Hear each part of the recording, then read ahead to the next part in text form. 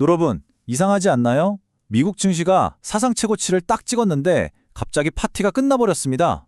왜 그랬을까요? 오늘 이 복잡한 시장의 실타래를 한번 풀어보겠습니다. 트럼프 발언부터 시작해서 기술주 지각 변동까지 핵심만 속속 짚어보고 우리 투자 전략도 다시 세워보자고요. 정말 기록적인 랠리였죠. 다들 이제 축포를 터트리나 했는데 순식간에 분위기가 싸늘하게 식어버렸어요.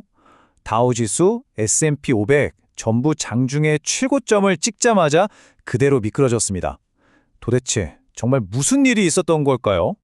자, 이 갑작스러운 하락 뒤에는요, 크게 세 가지 충격파가 숨어 있었습니다. 투자자들을 바짝 긴장하게 만든 그 원인들, 지금부터 하나씩 살펴보겠습니다. 첫 번째는 바로 워싱턴에서 날아온 소식입니다. 바로 트럼프 전 대통령의 입에서 시작된 정책 폭탄이었습니다.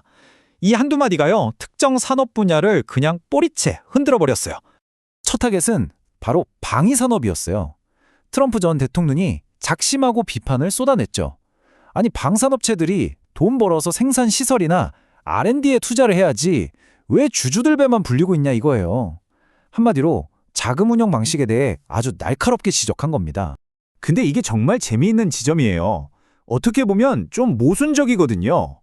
한쪽에서는 국방 예산을 무려 50%나 늘려줄 테니 생산량 확 늘려 라고 하는데, 다른 한쪽에서는 대신 생산 능력 키우기 전까지는 배당금도 주지 말고 자사주 매입도 하지 마 라고 족쇄를 채우는 거죠.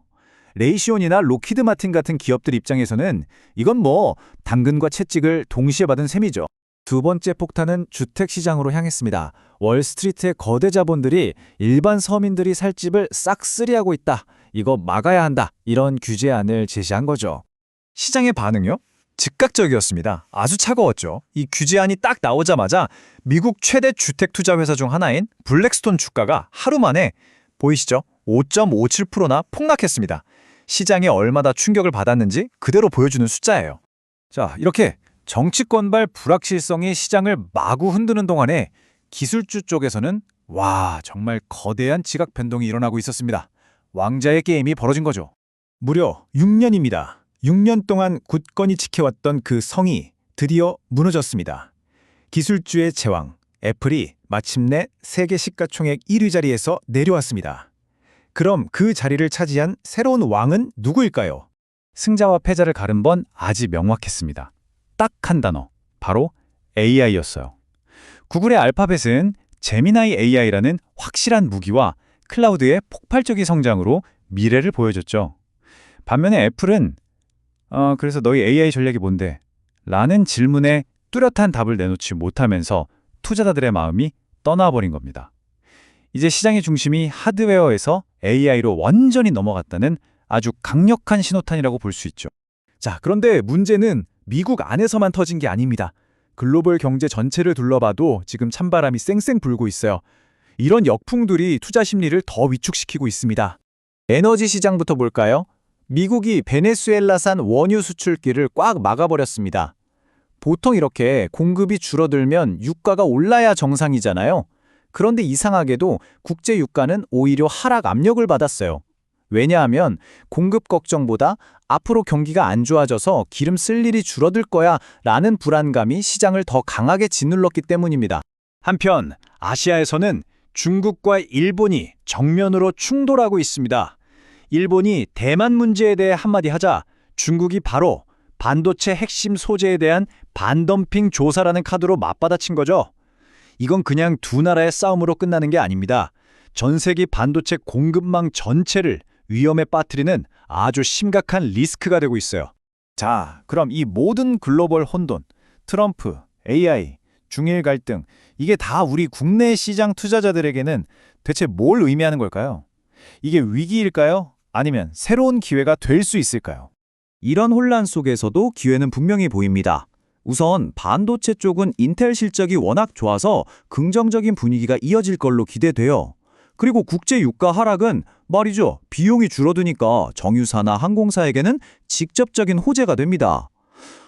그리고 중국과 일본이 싸우면 우리 국내 소재 기업들이 반사이익을 얻을 기회가 생길 수도 있겠죠? 반면에 좀 조심해야 할 섹터도 명확해 보입니다. 아까 말씀드린 미국의 방산 정책 변화, 이거 한화에어로스페이스 같은 우리 방산주에 단기적으로는 부담이 될 수밖에 없고요. 또 전기차 시장이 예전 같지 않다는 건 다들 아시죠?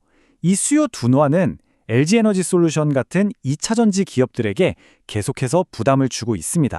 이렇게 대외 환경이 복잡할 때 우리 시장을 버티게 해줄 내부의 힘이 중요하겠죠. 그 중심에 바로 삼성전자가 있습니다. 임직원 부상용이라고는 하지만 무려 2조 5천억 원, 이 엄청난 규모의 자사주 매입을 발표했습니다. 여러분, 자사주 매입이 왜 중요하냐면요. 시중에 돌아다니는 주식수가 줄어드니까 주당 가치는 자연스럽게 올라가거든요. 무엇보다 이건 우리 회사 주가, 이 가격 아니다. 훨씬 더 가치 있다는 회사의 아주 강력한 자신감의 표현입니다. 이걸 보고 맥쿼리 증권에서는 목표 주가를 지금보다 거의 70%나 높은 24만 원으로 잡았어요. 기대감이 어마어마하죠? 자, 그럼 이제 제일 중요한 시간입니다. 이 모든 정보를 다 종합해서 그래서 우리는 지금 뭘 사고 뭘 팔아야 할까요? 이 복잡한 시장을 헤쳐나갈 구체적인 투자 전략, 지금부터 딱 정리해드리겠습니다. 오늘의 단기 전략 4가지로 요약해볼게요. 첫째, 삼성전자, SK하이닉스 같은 반도체 대장주들 여전히 매수 관점 유효합니다. 둘째, 유가 하락으로 직접적인 이익을 보는 정유, 항공주, 이것도 매수 포지션이 좋아 보이고요. 셋째, 방산주나 2차전지처럼 아직 불확실성이 남아있는 쪽은 서두르지 말고 관망하는 자세가 필요합니다. 마지막으로 로봇 관련주처럼 최근에 기대감만으로 너무 많이 오른 종목들은 이제 슬슬 차익 실현도 고민해 볼 때입니다. 하지만 여러분, 시장은 살아있는 생물과 같아서 단 하루도 멈추지 않죠. 당장 내일 미국의 새로운 물가 지표가 발표됩니다. 이 결과에 따라서 오늘의 전략이 내일은 완전히 무용지물이 될 수도 있어요. 과연 오늘의 승자가 내일도 웃을 수 있을까요? 항상 다음 변수를 생각하고 대기해야 한다는 점 잊지 마시기 바랍니다.